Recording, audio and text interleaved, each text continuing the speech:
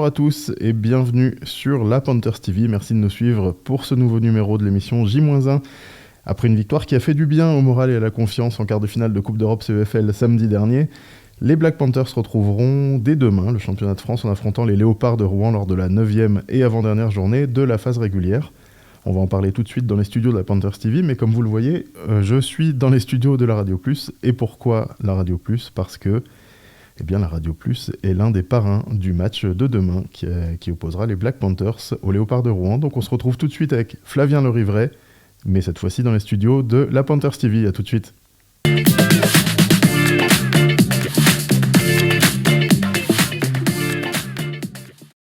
Notre invité ce soir, Flavien Lerivray. Bienvenue Flavien, merci d'être avec nous, joueur de ligne offensive. C'est ça. On va peut-être déjà faire un petit rappel de ta carrière dans le football américain avant de rejoindre les Black Panthers. Ouais. J'ai commencé assez tôt moi, donc à 12 ans, on est dans un petit club régional à La Roche, là, les Red Wolves du Faucigny, donc il n'existe plus maintenant.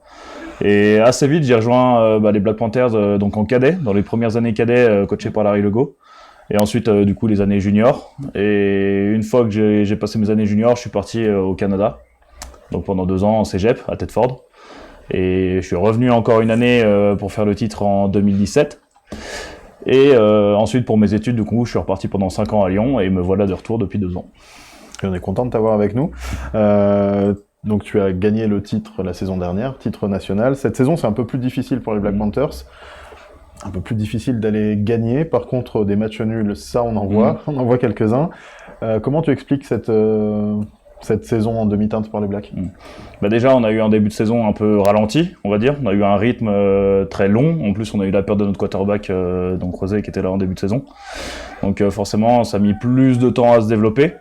Et maintenant, on voit bien au niveau de nos jeux, au niveau de notre discipline, au niveau de tout ça, on avait vraiment une équipe avant et maintenant qui tourne beaucoup mieux, qui est beaucoup plus dynamique, qui est beaucoup plus dans son rythme, tout simplement, qui a réussi à trouver son rythme de croisière et qui arrive à performer, qui arrive à développer du jeu, ce qu'on a eu beaucoup plus de mal à faire en début de saison. Et comme tu le dis, le jeu, ça y est, ça commence à se voir dans les matchs, effectivement, que vous avez trouvé un rythme, et ça s'est très bien vu samedi dernier en Coupe d'Europe CEFL, en quart de finale. Vous avez battu, assez facilement, le score c'est 30-6, vous avez battu les Giants de Graz. C'est un bon bol d'air dans la saison. Ouais, c'est sûr que ça rien que d'un point de vue mental, ça permet aussi de se rassurer, de se prouver aussi par rapport justement à tous ces matchs nuls qu'on a pu faire que finalement on arrive également à produire, même au top niveau. Et du coup, ça nous permet de nous engager justement pour la suite, pour la demi-finale, et de pouvoir continuer d'espérer au titre et de continuer de travailler et de renouveler nos objectifs, tout simplement. Alors la demi-finale européenne, ce sera le 1er juin ici à Thonon contre une autre équipe autrichienne. Contre Vienne. Ouais. Voilà, contre Vienne. Mais avant ça, demain, vous affrontez les Léopards de Rouen. À l'aller, ça avait fait un match nul frustrant, puisqu'il y avait eu, alors j'aime pas ce terme, mais une remontada des Léopards sur la fin de match. Comment tu abordes le match retour après ce scénario qui était pas forcément favorable à l'aller ? Là, on aborde en vrai comme les autres matchs. On va vraiment le chercher avec un objectif de victoire à la fin. L'objectif premier, c'est bien évidemment de développer notre jeu et de pouvoir justement réussir à ne pas faire d'erreurs, réussir à gommer toutes les petites choses qui ont fait que les matchs précédents, ça a pêché, malgré tout on est à haut niveau, donc les petites erreurs, les petits détails font qu'à la fin, quand on les additionne, on n'arrive pas à performer, on n'arrive pas à concrétiser et on n'arrive pas à apporter le résultat qu'on devrait avoir. Donc là, c'est justement l'objectif qui va être de demain, de limiter au maximum toutes ces petites erreurs, de faire le moins d'erreurs là-dessus, et de réussir justement à arriver jusqu'au bout et à se créer un match qui devrait être positif pour nous, j'imagine, avec un score positif. On l'espère, parce que cette conférence cette année, la conférence Nord, est très relevée. Des niveaux qui sont assez homogènes, et puis tout est encore jouable pour la qualification pour les playoffs. On va aller la chercher quand même, cette qualif. Ouais, complètement. Là, on est dans un état où autant on peut finir la saison dans 2 semaines, ou autant potentiellement on peut la finir dans 7 matchs. Donc C'est sûr qu'on a envie d'aller en chercher plus, parce qu'évidemment, le but premier d'un joueur, c'est de jouer. Donc, évidemment qu'on veut aller chercher tous ces matchs, et évidemment qu'on veut aller chercher le titre aussi, pourquoi pas.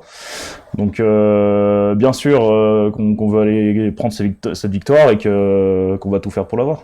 Eh ben, on espère. En tout cas, vous aurez tous les supporters du Stade Moina, et puis... on va en parler, la Panther Squad qui est derrière vous, les Ultras aussi. Oui, on a vu qu'il y avait des Ultras qui se sont créés cette année. Et ben, écoute, on te souhaite le meilleur pour le match de demain, à toi, puis à toute l'équipe. Et je te laisse aller t'entraîner. Merci Flavien d'être venu répondre à nos questions. Et puis, nous, de notre côté, on continue avec le programme de la 9e journée. On va parler des matchs qui nous attendent demain au championnat de France.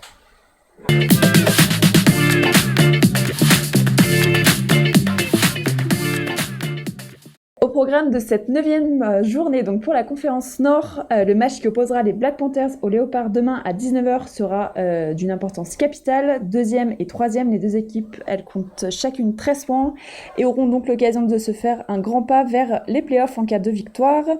Les Molosses 4e recevront les Cougars 5e dimanche à 14h. Pour les joueurs d'Asnières, tout reste possible puisqu'ils n'ont que 2 points de retard sur Thonon et Rouen. Le Flash, seul en tête avec 18 points, sera exempt pour cette journée. Pour la conférence Sud, tous les matchs se joueront samedi soir. À Aix-en-Provence, les Blue Stars, leaders et déjà assurés de jouer les playoffs, iront affronter les Argonautes, qui, en cas de défaite, seront mathématiquement relégués en D2.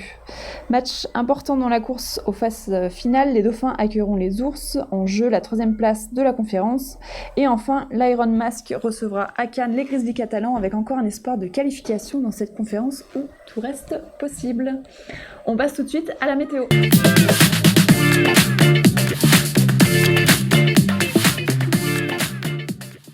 Pour la météo de samedi, donc même si la journée devrait être plutôt ensoleillée, de nombreux passages nuageux sont attendus et pourront être accompagnés de pluie. Une météo donc instable, avec un léger vent d'ouest et seulement 16 degrés prévus au moment du kick-off. Concernant la pelouse, celle-ci sera grasse puisqu'il aura plu toute la semaine. Les conditions ne seront donc pas idéales pour jouer au football. On passe tout de suite donc aux dernières informations avec Aurélien.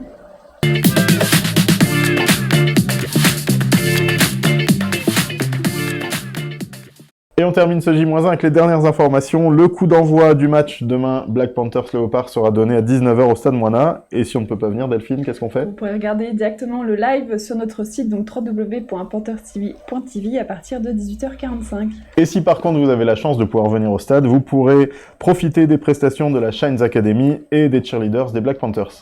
Les parrains de la rencontre seront la Radio Plus, Nissan-Tonon et la STEF, donc entreprise de logistique. Les parrains que Delphine tu interviewera à l'avant-match à partir de 18h45. Et puis dans le village du stade, comme d'habitude, les stands et les animations avec des associations, mais aussi cette fois la présence de l'aventurier tononnais Didier Bovard et de son hydrocycle MyWay, qui pourra vous expliquer son prochain voyage en direction de l'Écosse à la recherche de Nessie. Merci Delphine. Merci Aurélien. Pour ce J-1. Et puis on termine avec le traditionnel. Allez les Blacks. Voilà.